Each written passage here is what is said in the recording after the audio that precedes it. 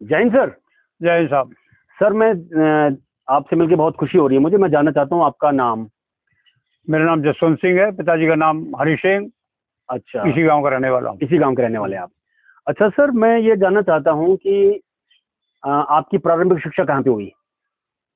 प्रारंभिक शिक्षा प्राइमरी तक गांव में। अच्छा। बाद में इंटर कॉलेज है पड़ोस में, उससे हुई। अच्छा, इंटर कॉलेज में फिर पड़ोस में उससे हुई। अच्छा अच्छा सर, मैं ये कह रहा था कि जैसे आपके पिताजी जो थे, आपने पिताजी का नाम क्या बताया?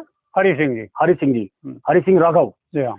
तो जो हरि सिंह राघव जी थे वो भारतीय सेना में थे या सिर्फ कोई ना, वो घर पर ही थे, वो किसान का काम करते थे। अच्छा, किसान का काम करते थे। हाँ। तो अच्छा, तो सर जैसे जब आपने भारतीय सेना कब आपने ज्वाइन करी, कब आप सेवा में गए? मैं 1964 में गया। अच्छा, 1964 में गए थे आप सेना में। अच्छा, तो सर जैसे किसी ने आपको फोर्स करा जाने के लिए, ताकत लगाई या आपके मन में थी? ना, मेरे को किसी ने फोर्स नहीं किया। अच्छा। कॉलेज जाते टाइम 3-4 साथी हो गए, हम नमाज देखने गए, वहाँ भर्ती हो रही थी और हम खड़े हो गए केवल। अच्छा। और वहाँ पर हम 2 साथियों को सिलेक्ट किया और हम शौक से वहीं से चले गए। अच्छा अच्छा सर, ये मैं जानना चाहता हूँ कि जब आप भारतीय सेना में जब जा रहे थे, तो आप तो गए थे तो किसी और काम से थे, और आपने देखा कि भाई भारतीय सेना में जाने का मौका है तो आप चले गए, तो घर वालों ने आपको रोका नहीं? नहीं, घर वालों ने रोका। मेरी रुचि थी पहले से, मैंने एनसीसी भी यहाँ ले रखी थी। अच्छा। और उसी देश से गया था, और सौभाग्य से वो टाइम भी ऐसा हो गया कि बगैर किसी प्रयास के और मुझे टाइम मिल गया। अच्छा, हम सर्विस में गए। अच्छा, योद्धा से जानना चाहते हैं, भारत के योद्धा से जानना चाहते हैं कि आपका विवाह कब हुआ, शादी कब हुई आपकी? 1966 में। 66 में 66 में शादी हुई आपकी? 66 में। अच्छा, तो शादी से पहले आपने अपनी पत्नी को देखा था या नहीं देखा था? पहले ये सवाल ही नहीं है पैदा कोई। अच्छा। हाँ। अच्छा, जब आपका विवाह हुआ तब उसके विवाह के बाद आपने अपनी पत्नी को देखा, तो अपनी पत्नी को देखने के बाद पहली बात आपके मन में क्या आई?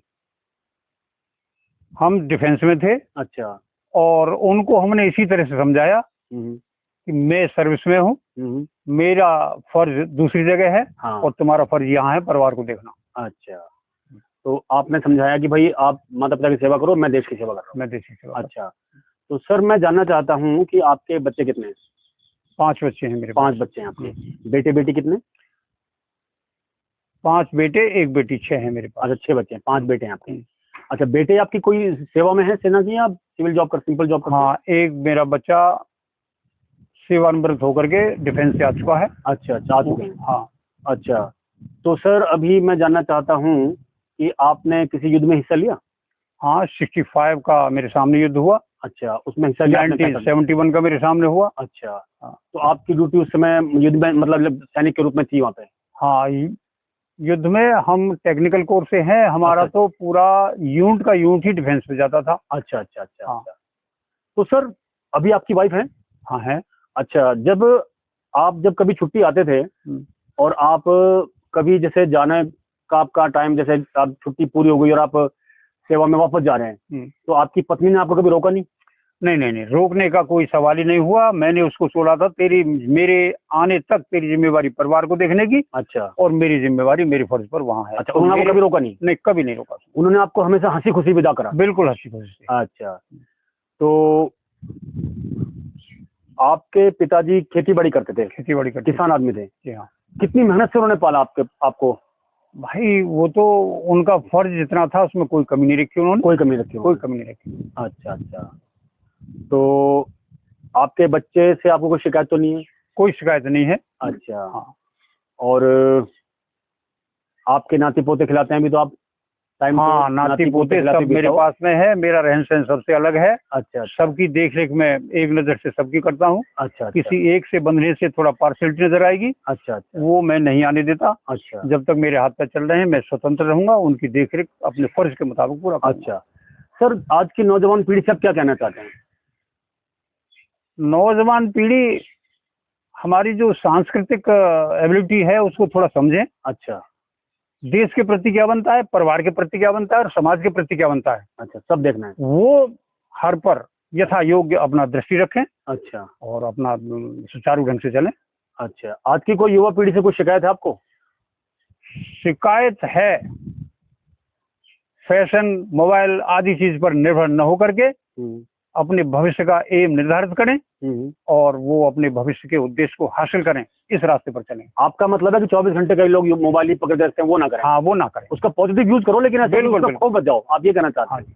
अच्छा, तो सर मैं जानना चाहता हूँ, जैसे कि आपके मन में कुछ ऐसी बात हो जो आप कहना चाहते हैं, अभी तक नहीं कही आपने किसी को, ऐसी कोई बात है? ना, ऐसी कोई बात नहीं है। अच्छा, मुझे कोई किसी का न कोई व्यसन है न कोई कुछ है, मैं तो जो चाहता हूँ वही बोलता हूँ। अच्छा सर, मैं एक बात आपसे और जानना चाहता हूँ, जैसे अगर मैं कहूँ कि सर देश की सरकार को आप क्या सलाह देना चाहते हैं, क्या सुझाव देना चाहते हैं, क्या बोलेंगे फिर आप?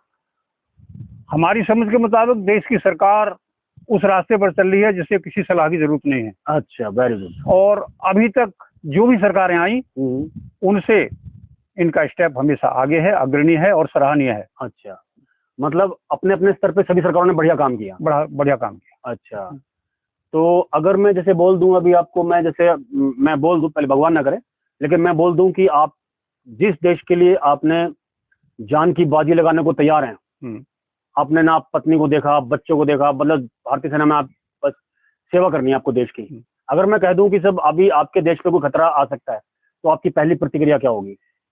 जो हमारा फर्ज है, अगर देश की ऐसी हालत हुई और हमारी जरूरत पड़ी तो हमारा सबसे फर्स्ट ड्यूटी बनती है कि हम अपने देश की तरफ देखें, तो आप उसके बाद में परिवार की तरफ देखें। अच्छा, तो आपका मतलब यह है कि आप पहले देश की तरफ देखेंगे, फिर बाद में परिवार की तरफ? बाद में परिवार को देखेंगे। अच्छा, तो सर मैं ये जानना चाहता हूँ कि जैसे आपने कहा कि भाई पहला हमारा जो फर्ज है वो देश के लिए है, तो आपकी नज़र में ऐसी कौन सी बात है आपकी नज़र में जो एक सैनिक के रूप में आपने सेवा करी, तो ऐसी क्या बात है कि जब देश पर कोई आंच आती है या सरकार आपको हुक्म देती है, तो ना तो आप पत्नी को देखते, ना बच्चों को देखते, और ना अपने रिश्तेदारों को देखते, ना अपने धन को देखते, आप देश के लिए मरने बैठने को तैयार रहते हैं? क्या है ऐसा?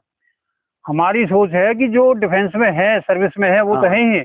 बाकी आम पब्लिक की भी दृष्टि ये होनी चाहिए कि हमारे देश में अगर शांति है और शान है तो आंतरिक शांति और शान बनी रहेगी। इस तरह की भावना सब पूरी जनता की होनी चाहिए। हाँ।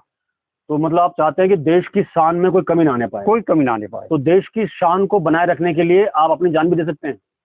जान तो हमारे हाथ में नहीं है। जब हम अपने फर्ज की ड्यूटी करेंगे तो भले ही जान जाए, लेकिन फर्ज में आंच नहीं आने देंगे। फर्ज में, अपनी ड्यूटी में, अपने कर्तव्य में कमी जानी चाहिए। कर्तव्य में कमी नहीं आएगी। ठीक है।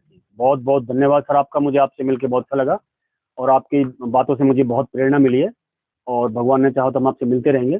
आपका बहुत बहुत धन्यवाद। जय हिंद सर। जय हिंद साहब। वीर महाबली योद्धा को लाइक और शेयर करना बिल्कुल ना भूलें। और हाँ, अगर आपने अभी तक हमारे चैनल को सब्सक्राइब नहीं किया है तो कृपया सब्सक्राइब भी जरूर करें। धन्यवाद।